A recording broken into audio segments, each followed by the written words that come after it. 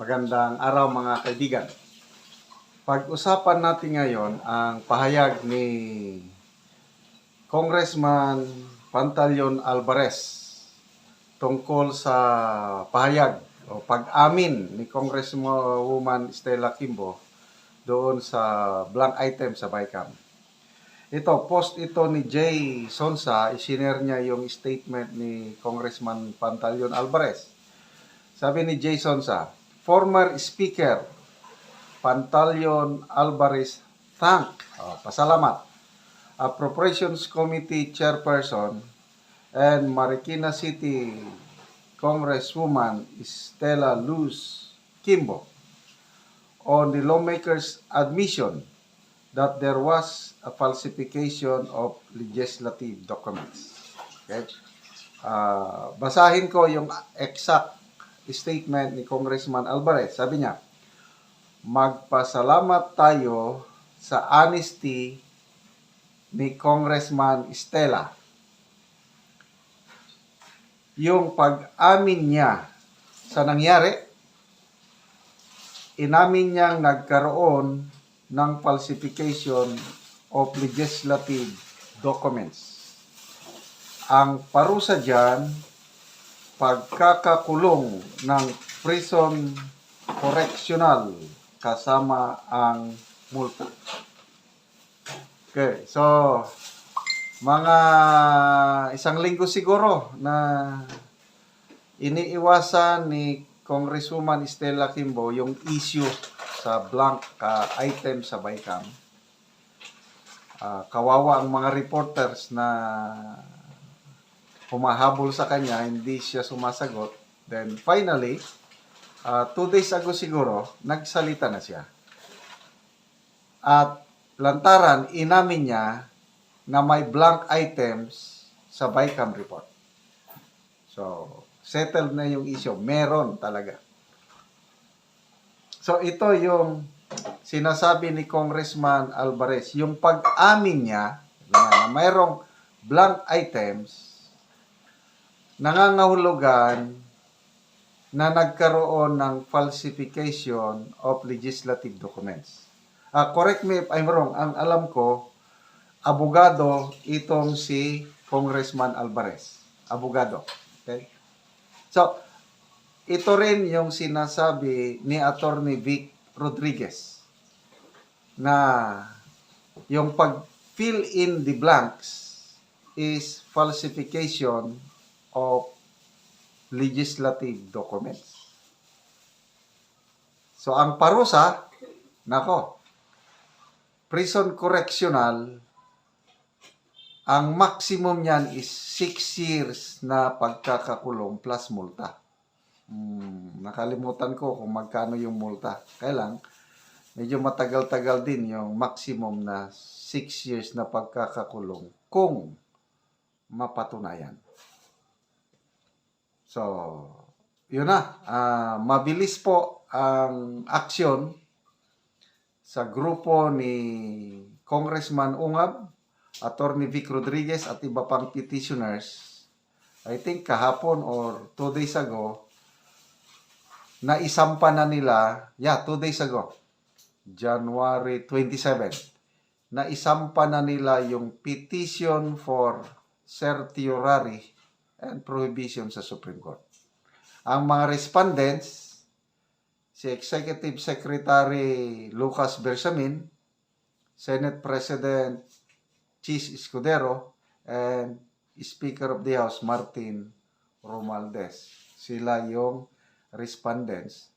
Kaya lang, up to now, tikom ang bibig ni Speaker of the House. Tinatanong siya ng media, sabi niya, hintayin ko muna yung petition. Kahit si Executive Secretary Bersamin, wala pa rin siyang comment dahil hinihintay daw niya yung kopya ng petition. Si Senate President Escudero lang nagsabi na it's unfair, sabi niya. Unfair, pinaghirapan ng mga lawmakers yan. Tapos, but sabi niya, it's part of the democratic process. Then, haharapin namin ng kaso. Hindi tayo dapat umiwas o matakot. So, yun na po. Gumagana na ang proseso. Magpasalamat tayo kina Congressman Ungab at Attorney Vic at mabilis nilang ginawa ng aksyon. Kasi hinamon sila ni Senate President Escudero na mag-file kayo ng kaso. Sino pa ba yung nagsabi na mag-file kayo ng kaso? Si Executive Secretary Bersamin, sabi niya, hindi namin mapipigilan yung grupo ni Congressman Ungab na mag-file. O, nag-file nga. Kaya lang, hugas kamay ang palasyo. I mean, wala kaming pananagutan yan. Anong walang pananagutan? Kasama siya sa respondents. Anyway, dati man siya yung Chief Justice ng Supreme Court. Palagay ko, ano na ito? Labanan na ng legal battle na ito. At ang medyo masama lang, yung paratang ng isang congressman, Congressman Paulo Ortega, na ano daw ito, political maneuvering o political ploy para daw mabawi yung 1.3 billion na pondo na natanggal sa opisina of the Vice President. Ayun, yung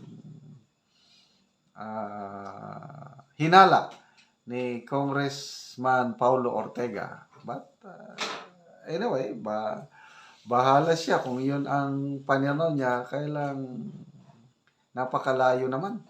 Hindi mo naman maibabalik yung 1.3 billion at saka hindi naman hinahabol ng Office of the Vice President. Sabi nga ni VP Sara, they can work even with zero budget. Okay. So, again, pangalawang aliado na ni Pangulong Duterte ito na magpasalamat o pumuri kay Congresswoman Stella Kimbo. Ang unang nagpasalamat si Congressman Ungab. Sabi niya, magpasalamat tayo sa pag-amin ni Congresswoman Kimbo na mayroong blank items sa Kasi wala na. Yung isang linggo na hindi siya nagsalita, yan, umiiwas. Hanggat hindi niya na kaya siguro yung pressure, sa wakas nagsalita. At napakabuti yung pag-amin niya na merong blank items na settle na po ang issue. Bahala na po ang Supreme Court mag-decide. Okay? So, mga kaibigan, maraming salamat sa inyong panonood sa ating channel. Yung income na natatanggap natin sa YouTube dahil sa inyong panonood, nagagamit natin ito pagtulong sa Talaan Tribe. Dalawa pong major projects natin doon, housing project at saka livelihood project. So, ang gusto kong ipakita sa inyo itong pagtatanim natin ng saging lakatan. Tinutulungan natin sila, nagbibigay tayo ng libreng seedlings ng lakatan, technology, tinuturuan sila paano pagtanim, plus inputs, abono. So, malapit na pong mamunga ang tanim nila. Maraming salamat sa inyong suporta. Panoorin nyo ang video na ito. Na po, bisitahin namin ang tinanim ni Norio na saging lakatan. Po, si Norio. Magandang hapon po, Norio. Maganda hapon. Oo, nag-aabono kaya? Yes, Nag-aabono mo? nag-abono Oo. sa saging ng lakatan. Sa isang buwan, ilan po mag-aabono? Kuan, dalawa. Sa isang buwan, kadalawa mag-aabono. Yes. Tuloy-tuloy po ang pag-aabono ninyo. Tuloy-tuloy yun. Sige. Ilang buwan na po na pagtanim ng saging lakatan? Apat. 4 na kabulan. Apat na pong buwan ang tinanim ni Norio na saging lakatan. Ilang buwan po mamunga na kayong saging lakatan? Mga bulan ni sa Hunyo, murag naanay yung mga nunod ani. 6 na buwan na karon. Mayroon ng bunga sa Hunyo. Yes. Oo. Norio, ano bang masasabi mo dahil sa tuloy-tuloy na pagsuporta kayo ng pagpananim ng saging? ay salamat ni Ma'am Teresa Tanyag sa pag-suporta nila sa among mga abono pinagi aning lakatan. Ug ingon man lakit ang mga uban nagtanaw sa video, hinaot pa unta nga tuloy-tuloy unta ang iyang pagtabang sa amuha kay mas gwapo nga magkuan mi unya. Ikaduha ang pasalamatan namo ang migbabayaw Ginoo nga pagkuan ani ni Sir Makanas among mga saging dire pag kuan nilang hinaot pa unta nga tanan nagdumala sa kuan ni Sir Makanas hinaot pa unta nga magpadayon lang si Porta kay tanawa ni among lakatan saka kaluwagon na sa lakatan kun dili siya mo si Porta sa amuha maglisod gini among saging katanawa kining ako diri nga saging mga dagko na 200 na ni kapunuan ang niya dire. Ilan pong lahat na saging na tinanim mo na saging lakatan? Pila alam mo? 200. Lahat pong tinanim mo na saging lakatan, 200. Lahat. So marami. Ito. Sige. Yun lang po ang sabi mo, Norio.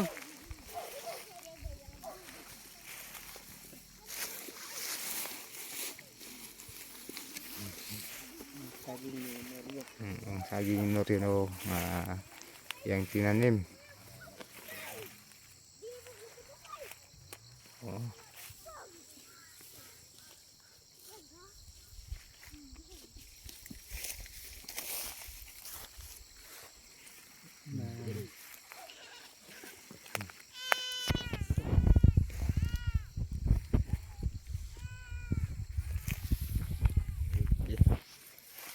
So, okay yan.